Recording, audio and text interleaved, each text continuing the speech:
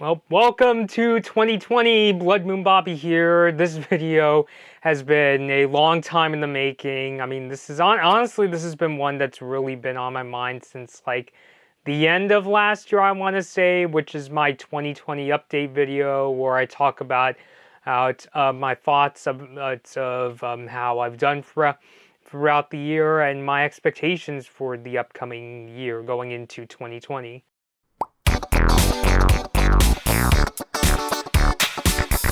More a sort of laid back video where I can discuss, how I think I've been doing and what I want to do going forward. So I will say that 2019, I would say, was kind of a more relaxing year, I would say. I was honestly really paranoid, especially, I mean, 2018 was definitely a lot of fun, but, especially since, it was the first full year of me doing my YouTube channel as Blood Moon Bobby, made several mistakes that I vowed not to do in 2019, and some of which I think I was able to get rid of. By the way, I'm actually, speaking of 2020 changes, I think I'll get started by saying that this is actually the first video where I'm filming with my new Nikon D750 DSLR. Yes, I upgraded from my D7000. I've been meaning to for a while. It was just that I really wanted to wait to see if the D750 would come down in price, and I think I got a good deal on it. And this video, my microphone, my lavalier is actually plugged straight in because I was pleased that my lavalier didn't pick up a whole ton of background noise. Things like shotgun mics, I still have things to work out with, but as far as the lavalier goes, I think it's doing a pretty decent job. And you can let me know in the comments what do you think of how this new video looks. I really like this camera so far. I played around with the flat picture control and I was able to get, I think I got more dynamic range than I was able to get from my D7000 when I used my custom picture control for that one. But anyway, but the gist of it, in case you don't get any camera techno jargon, is I'm really happy with this new camera, and I hope this will, carry me on through 2020. So yeah. So what was one of the big mistakes I really wanted to try to fix last year, and that was 2019 was the last year I did tech videos. I pretty much stopped doing tech videos after my last ones were the ones about Apple's WWDC 2019 conference, and I decided to stop doing those videos because I really wanted to focus more. I wanted to spend more time on, making more animation videos, since I could get my hands on more, like seeing more or animated shows and movies and all that. That was why I was also able to do a lot more reviews toward the end of the year. And I'll get into more on my reviews as I go on in this video. And it was also because I also really wanted to get away from being the sarcastic person I was. I remember, looking back, I bring this up a lot in my update videos, but I know in the early days especially, I was very prickish, let's say, and kind of a dick. I look back and I look at how bombastic my video titles were back in the day, especially on, videos, especially on the tech videos. I mean, there's some things in the animation days that I'm not super proud of out of doing, and I feel like I've improved in 2019 because 2019 gave me the chance to kind of relax a little and to realize, hey, you don't have to be super vocal about, your opinions. You could be more laid back, and if anything, it's more naturalistic that way. And I personally think I was able to do that more so in 2019 than I was in 2017 and 2018. So I'm really glad that I decided to focus more on talking about animation and movies, especially later on in 2019. And I think based on the comments and what I've been reading on social media from what my followers have been saying, I think a lot of you people out there like this new direction that I was able to go on. So definitely I'm glad about that. What are some things I mentioned that I'm glad that I was finally able to do more reviews toward the end of 2019. Part of it was because during the holiday season I really like reviewing, especially either holiday related movies or movies that just kind of, get people excited and feeling, optimistic about themselves. And that was why I wanted to check out movies like I saw some really good ones like Klaus, Mary Poppins Returns, even though that wasn't a Christmas movie per se. You know, it's a feel-good movie. I still think it was a pretty decent flick, but it also gave me the opportunity to do reviews of movies. I've done trailer reactions to like the Star and Illumination's Grinch movie. Again, it wasn't that I was like purposely trying to find mediocrity. It was just that I'd done trailer reactions to those movies, and rather than just saying what I hear from hearsay about those movies, I really wanted to see them for myself and give my honest opinion. And in 2020, I really want to start doing even more movie and TV show reviews. I know that I just finished doing a live stream where I reviewed the first episode of the second season of Infinity Train. I know that new episodes are going to be coming out this week. I hope to cover the second season and then move on to the I almost made that same mistake again. And after I finish Infinity Train Book 2, I want to move on to the Loud House. I made that. Oh my god! I keep me mixing those shows up. The Owl House. I'll just spell it in text.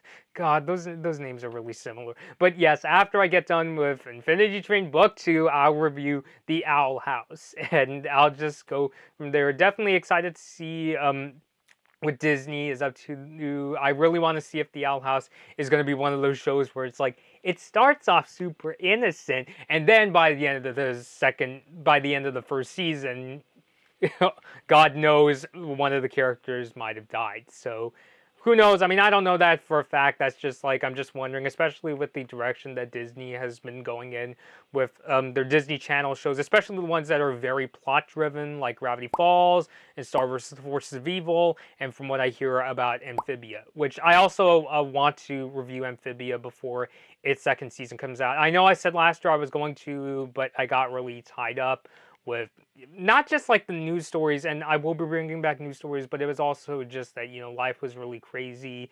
You know, I talked quite a bit about how I was, you know, doing a job search in 2019, and I got that finished in last summer. I do have a job now on top of, you know, what I do with YouTube and photography. So, you know, that's definitely a life goal right there. So definitely, I'm still really trying to figure out how exactly I'm going to balance doing reviews and news stories. I don't want it to be too one way or the other per se, but I do know that there's definitely, you know, movie channels out there out on YouTube that are able to do both. You know, they could do the news stories on most days, and then every once in a while do a review.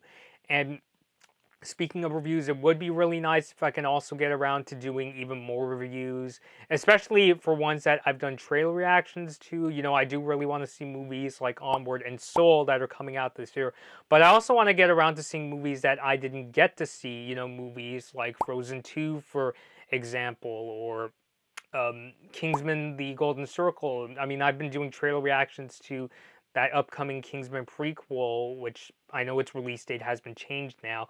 But even though I saw the first Kingsman, I didn't see The Golden Circle. And my friend Steven told me, I think he said it doesn't live up to the first film, but I still want to check it out to get my own honest take, especially since I did, like, one of the first videos I did before I became Blood Moon Bobby was a trailer reaction to Kingsman: The Golden Circle. So really want to do more reviews this year, and I think not only, you know, it's also fun to watch a lot of these movies and shows, but I think it also helps me, you know, stay in touch much more with the industry when I have a much better sense of, you know, what these networks have been up to. I mean, certainly the Cartoon Network of today is very different from the Cartoon Network that I grew up with. You know, I mean, yes, I know, you know, there's things like the Powerpuff Girls reboot and all, but, you know, back then, you know, we didn't have shows like Infinity Train or regular shows, so that was kind of my point. So really looking forward to doing more reviews in the new year. I also really want to be more consistent